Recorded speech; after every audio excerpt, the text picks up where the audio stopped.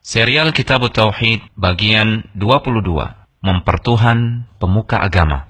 Dalam Al-Quran yang mulia, Allah subhanahu wa ta'ala berfirman, "Ittakhadhu ahbarahum wa ruhbanahum arbaban min dunillah wal masih ibn Maryam wama umiru illa liya'budu ilaha wahida la ilaha illahu subhanahu amma yushrikun." Mereka menjadikan orang-orang alimnya dan rahib-rahib mereka sebagai Tuhan selain Allah. Dan juga mereka mempertuhankan Al-Masih, putra Maryam. Padahal mereka hanya disuruh menyembah Tuhan yang Esa. Tidak ada Tuhan yang berhak disembah selain Dia. Maha suci Allah dari apa yang mereka persekutukan. Ketika mendengarkan ayat ini dibaca oleh Rasulullah SAW, Adi bin Hatim radhiyallahu ta'ala anhu yang saat itu baru memeluk Islam setelah sebelumnya dia adalah seorang Nasrani, dia mengatakan, "Wahai Rasulullah SAW, kami tidak menyembah mereka, kami tidak menyembah pendeta-pendeta itu."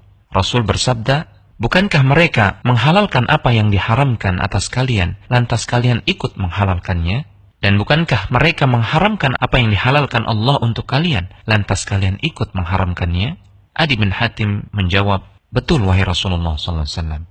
Kemudian Rasulullah SAW bersabda, "Itulah hakikat peribadatan kepada mereka." Dalam ayat ini, Allah subhanahu wa ta'ala mengabarkan realita yang terjadi di kalangan Yahudi dan Nasrani. Mereka menjadikan rahib-rahib atau ulama mereka sebagai peletak syariat yang menentukan mana yang halal dan mana yang haram. Yahudi dan Nasrani menaati rahib-rahib mereka dalam menghalalkan apa yang Allah haramkan, manut kepada mereka dalam mengharamkan apa yang Allah halalkan. Dengan tindakan mereka ini, Yahudi dan Nasrani disebut oleh Allah telah menjadikan rahib-rahib itu sebagai Tuhan. Karena di antara kekhususan hak Tuhan adalah menentukan syariat, menentukan mana yang halal dan mana yang haram. Hak tersebut hanya milik Allah semata. Mereka, Nasrani, juga telah menjadikan Isa putra Maryam alaihissalam sebagai Tuhan dengan beribadah kepadanya. Padahal ibadah itu juga hak Allah yang bersifat khusus. Mereka juga menganggapnya sebagai putra Allah. Ini penghinaan kepada Allah, karena secara tidak langsung menuduh Allah itu butuh istri dan anak. Sementara bagi orang-orang yang bertauhid, mereka mengimani bahwa Allah berdiri sendiri, tidak butuh kepada pasangan, tidak dilahirkan, dan tidak juga memiliki anak. Allah tidak butuh pewaris kerajaannya, karena dialah yang kekal abadi, yang maha hidup dengan kehidupan yang sempurna.